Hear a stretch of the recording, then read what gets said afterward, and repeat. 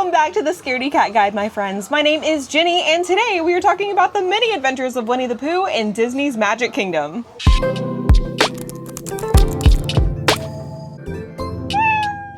If you're noticing something a little bit different here, it's because my intro footage got corrupted, but that's okay. We move on, so let's get into the video. Now, the Mini Adventures of Winnie the Pooh is a classic Magic Kingdom attraction. It's been around for quite some time, and it's very much a super family-friendly, very fun little attraction. However, like with most attractions in Walt Disney World, there are a couple of things that we need to talk about, especially in the sensory department and even a little bit of scary theming. So without further ado, let's dive into those details.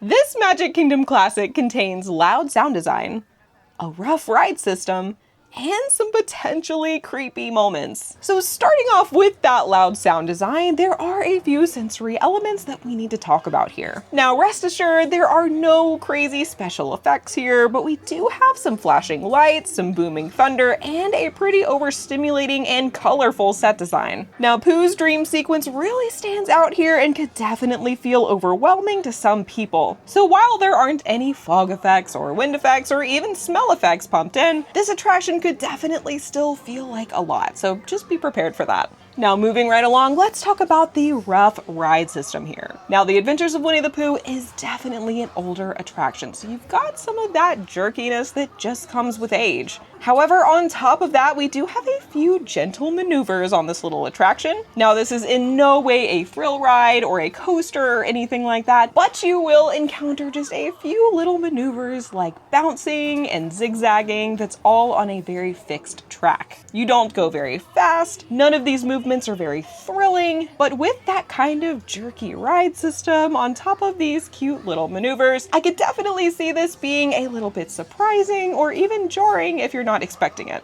Now, finally, let's talk about the potentially creepy moments here. Now, you might be wondering, how can a Winnie the Pooh ride be creepy? Well, let me tell you. I definitely would not call this attraction outright scary, but Pooh Bear's dream sequence can at the very least feel a little bit trippy. We've of course got some bright colors, some kind of surreal imagery, and even some menacing looking faces on some of the heffalumps and woozles. There's also a big booming thunderstorm moment that can definitely be a bit frightening, if not just very loud and even startling. Again, I certainly wouldn't call this attraction intentionally scary by any means, but it always surprises me just how creepy it is every single time that I ride. Now let's talk about those ride vehicles. Now what we have here are individual honey pots. This ride system seats approximately 4 guests in 2 rows of 2. Now there is a shared lap bar here, but it's very thin and doesn't feel very sturdy or overly confining in my opinion. Now when it comes to the ride duration, the Mini Adventures of Winnie the Pooh clocks in at 3 minutes exactly. This is actually on the short side when it comes to other dark rides in Walt Disney World. Overall, this is a very cute, very family-friendly ride that isn't even that long. And now that you have all the facts, let's actually go hop in line. It's looking like a 30-minute wait, so not too bad. I'm super excited to ride this together, so let's go hop in line.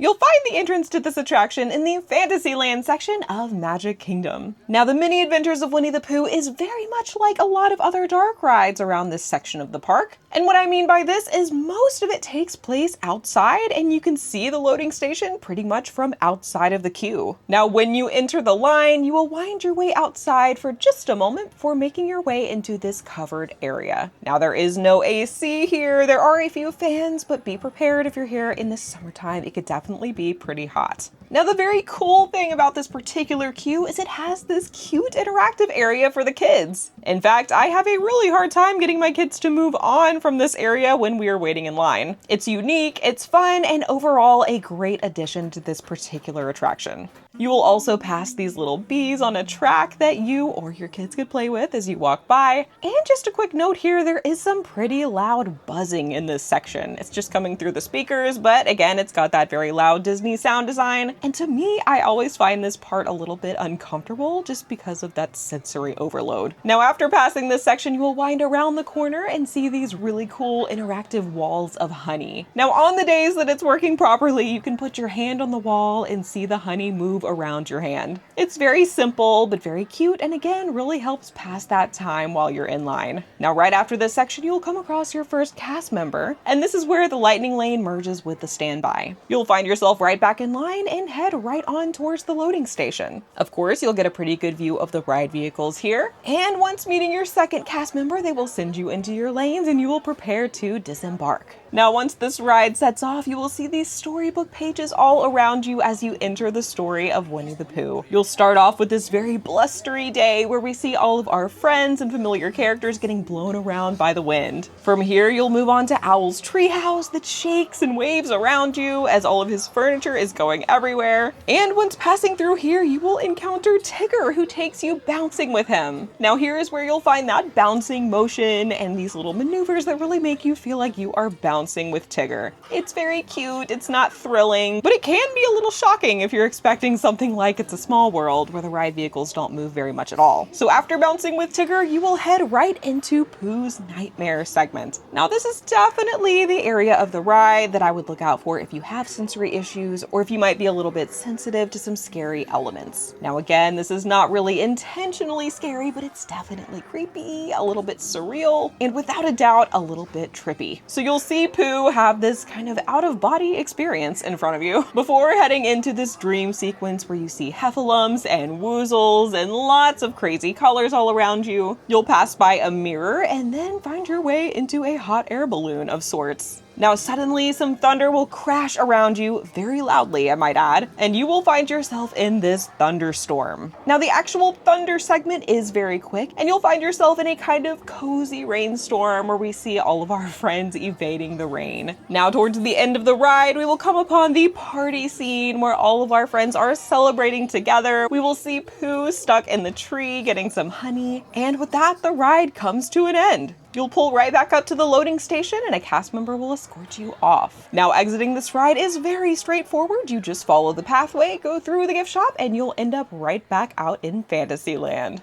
And there we have it.